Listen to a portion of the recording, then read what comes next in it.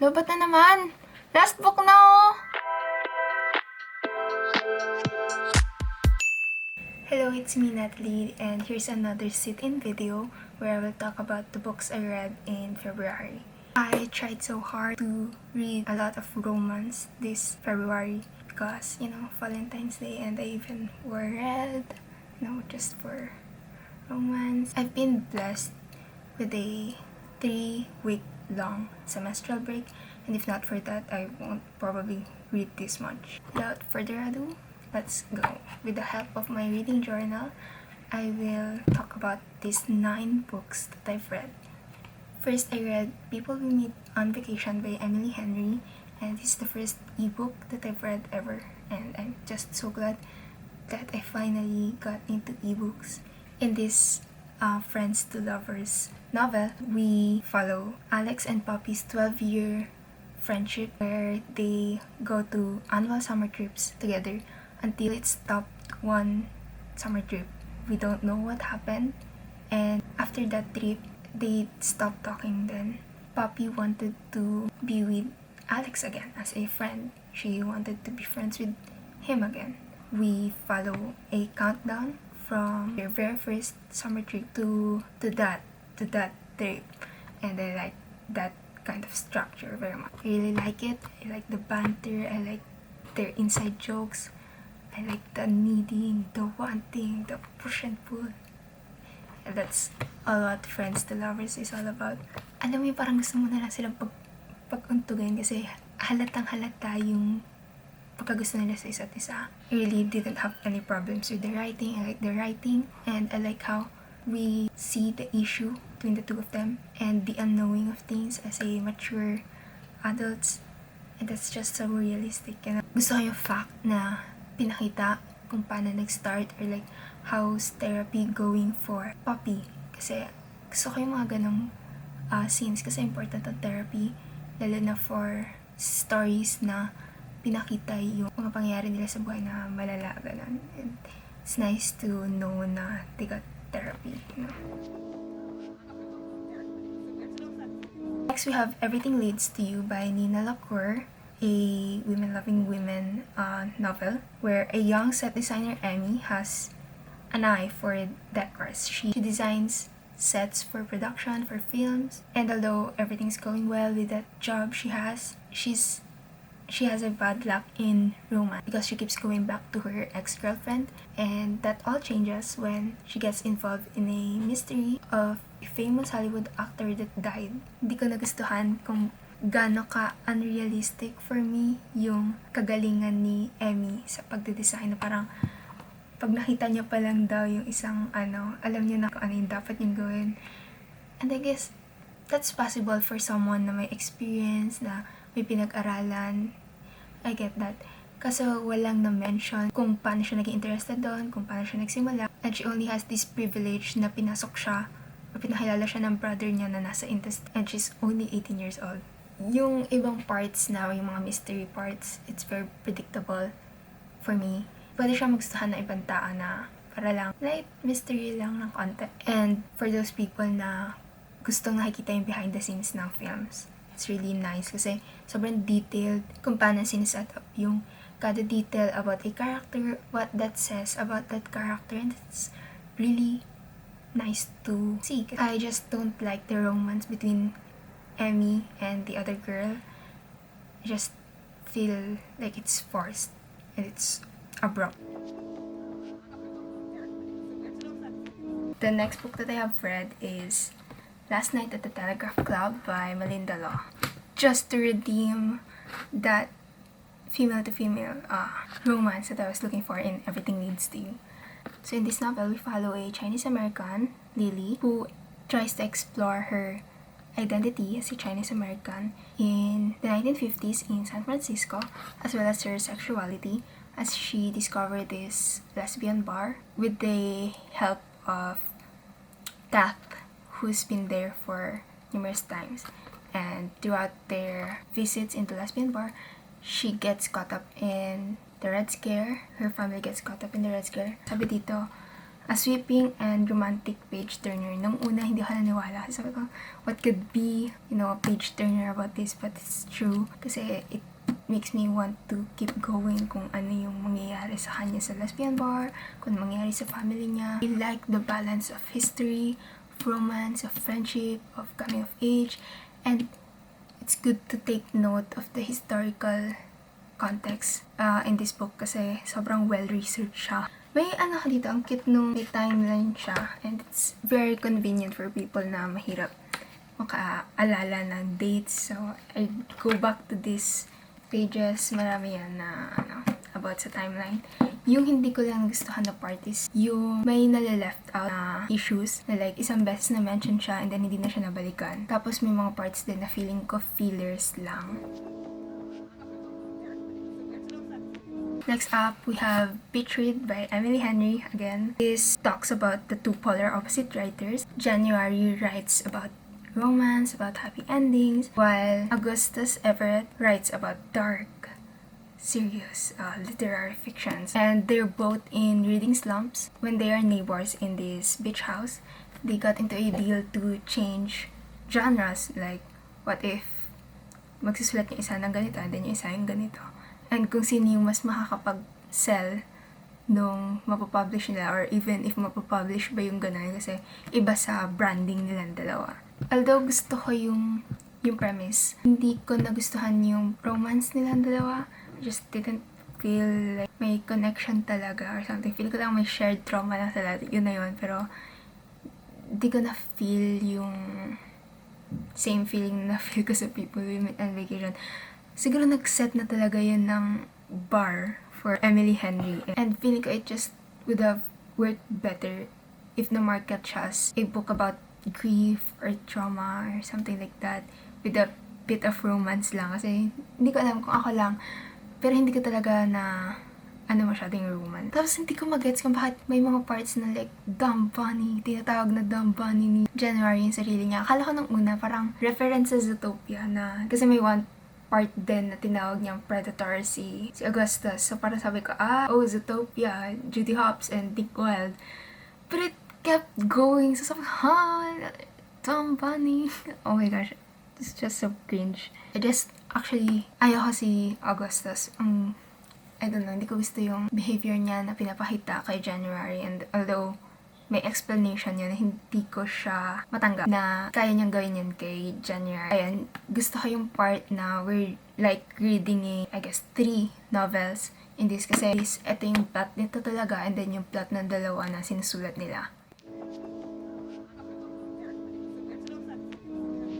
So, para magkaroon ako ng break sa mga romance na binasa ko, I picked up Almond by Won Pyong-son. Kala ko nung una, cute, wholesome. Pero hindi, it's dark.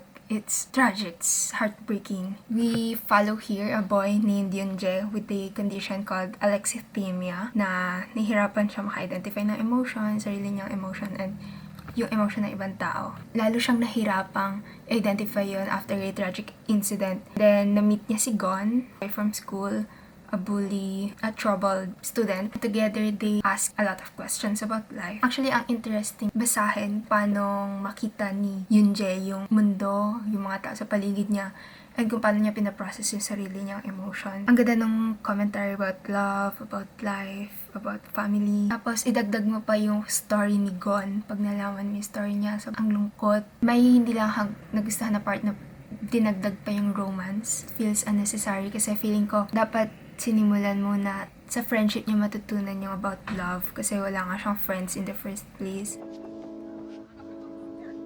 We have Ace of Spades by Farida Abikaimide. So, I love this book. Here, in this dark, chilling novel, the only 2 black students in a private academy full of rich and white students get their secrets exposed. This reminds me of One of Us's line. That's one of the first mystery books that I've read like last year lang, and I really like that kasi yung anonymous texter na nagsisend ng secrets sa buong school. Yan yung naaalala ko dito. Pero for me, mas may laman to, mas may message about racism, about homophobia, racism. And gusto ko na magkaiba sila ng status. Like, kahit pareho silang black and kahit pareho sila nasa private academy, si Devon is unfortunate while Chiamaka is more privileged. Ang ganda ng plot twist and it's really sickening. Like, I don't know, wala akong masyadong masabing iba kasi I would spoil it. Gusto ko lang sana na parang mas nilaliman pa ng author kung paano niya diniscuss yung racism dito. Tapos wala palang dito, walang nabanggit na specific location ng school. So it was confusing kasi may beach, and then may poor na neighborhood, and then rich neighborhood na magkakalapit na parang walking distance lang. Confusing siya for some. Pero ako nung bandang dulo ko lang na-realize na wala ngang specific location. So hindi naman ako gaanang na-bother. Make sure to check out the trigger warnings in this book before buying it or before reading it, and I'll also put it in the description down below. Next, we have Cemetery Boys by Aidan Thomas. I really love this book. It's magical, it's wholesome, it's mysterious. Here we have a teenager, Latin gay trans man, Yadriel, who is determined to prove himself as a real brew in his family full of brujos and brujas. With the help of his cousin Maritza, he performs the ritual. He attempts to summon his cousin who had just died, but in the process, he accidentally summoned Julian Diaz. Yes, Julian Diaz. This is my first urban fantasy. If ganito pala yung urban fantasy, I think I have to read more urban fantasies. So, just recommend me some if may alam kayo. Kasi I think it's a good genre to start with if you want to explore the fantasy genre. Na-visualize ko yung pagkaka-describe dun sa pagkain, dun sa lugar, dun sa celebration nila ng Dia de Muertos. Ang ganda. Parang alam mo yung gusto mong kainin yung pagkain. Parang gusto mong mapunta doon para makita yung itsura ng cemetery. And gusto ko yung characters, yung family dynamics, especially Latin sila. So, that culture, sobrang buklod din yung family. I like how they tried to understand Yadri, but also it feels so sad. Kailangan niyang patunayan pa yung sarili niya na totoo siyang lalaki. Gusto ko yung mystery nung una, na parang kung bakit namatay yung cousin niya, paano namatay si Julian. Pero nung nagtagal, parang bumagal siya. Gusto niya lang ng light na read. I think you should read this, Cemetery Boys.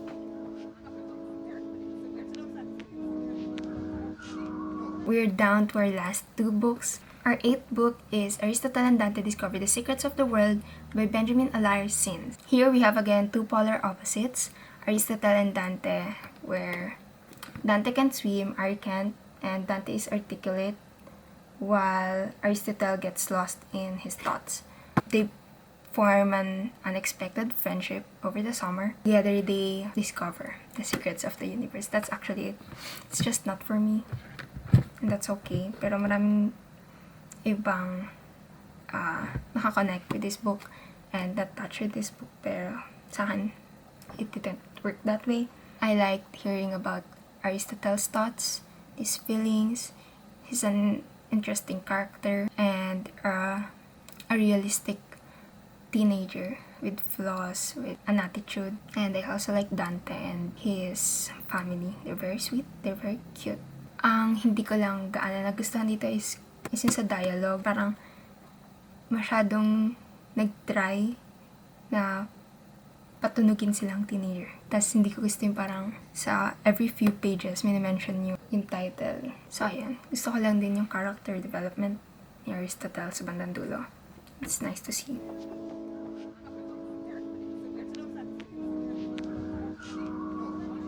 Now we go to Aristotle and Dante Dive into the Waters of the World. Binasa ko agad to. After ko matapos yung isang book, kasi feeling ko mas makakakonect ako dito. I was hoping mas makakakonect ako dito. Kasi I felt like I was missing something dun sa first book. So baka mas magustuhan ko to.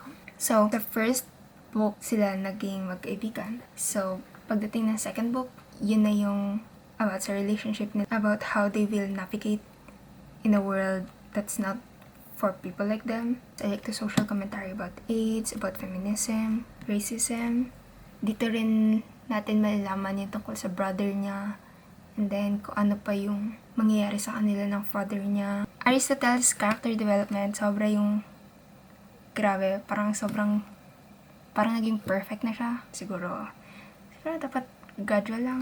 Ayun, medyo naging boring lang yung ibang parts na feeling ko pwede naman nang tanggalin. Feeling ko kaya na to ng 300 pages. Ayun, siguro ang masasabi ko lang na dito is yung ibang characters walang masyadong personality. Parang kakapareho sila ng personality. Tapos, yung mga kaibigan nila is lahat from Aristotle. Parang imposible naman na si Dante na nasa Catholic school, walang ibang kaibigan.